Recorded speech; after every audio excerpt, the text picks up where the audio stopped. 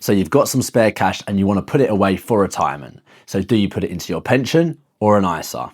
Get this wrong and it won't just cost you tens of thousands of pounds, but also years of extra work trying to fill that gap.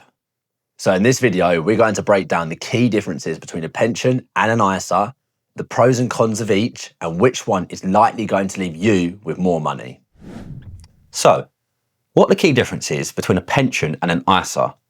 And how does that impact where I should put my money? There are two key differences between a pension and an ISA, and the first one is simple: when you can access the money. With an ISA, you can contribute at any time and withdraw at any time. But with a pension, it's locked up until at least the age of 50, and that number's likely going to increase. And personally, I think that flexibility is one of the reasons why, over the last few years, we've seen a reduction in the number of people contributing into a pension, but during the same period, the number of people contributing into an ISA has been increasing. But the second difference, and arguably the most important difference between a pension and an ISA, is when your money is taxed. And this is going to have a huge impact on your decision of where to put your money.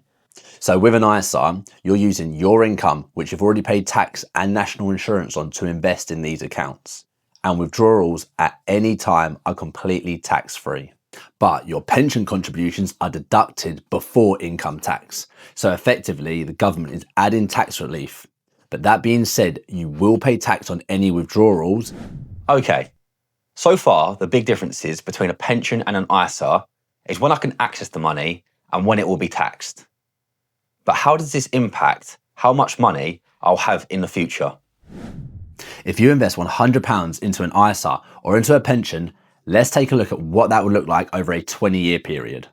So if you contribute £100 into your ISA, which would be equivalent to £125 into your pension pot, before tax if you're in the 20% tax bracket, almost £167 if you're in the 40% bracket, and just under £182 if you're in the 45% tax bracket.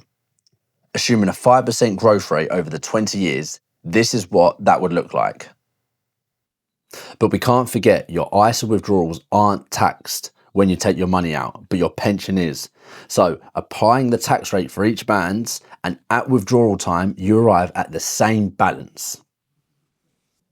So those numbers are telling us that after 20 years, it doesn't matter where you put your money because the outcome is the same.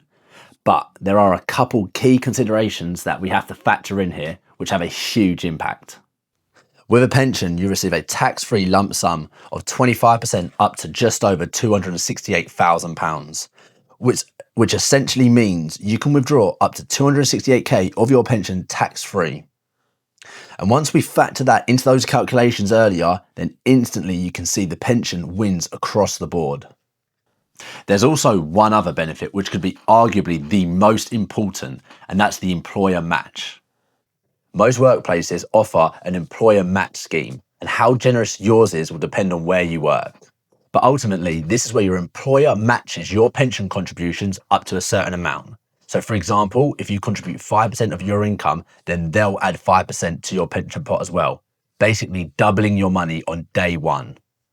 So that means if you put £100 in your pension pot each month, your employer would add another £100 on top of that for free.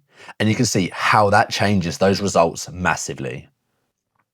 Ultimately, there are a number of different pros and cons for an ISA and a pension depending on your circumstances and your goals. So I've listed some of those on screen now. It's a difficult question to answer, where's the best place to put your money for the next 20 years, because we don't know what's going to happen in the market, tax laws might change during that time, and also personal circumstances like employer matching and various other factors are different from person to person. So always take your personal circumstances into account, whether that's your employer, your income, your tax band, or even your need for flexibility. But that being said, under the current rules, if your goal is to maximize long-term wealth for retirement, a pension is very hard to beat. It's definitely not the most flexible option, but it's often the most powerful one. Thanks for watching. Hopefully you learned something useful from that video. And as always, I'll see you in the next one.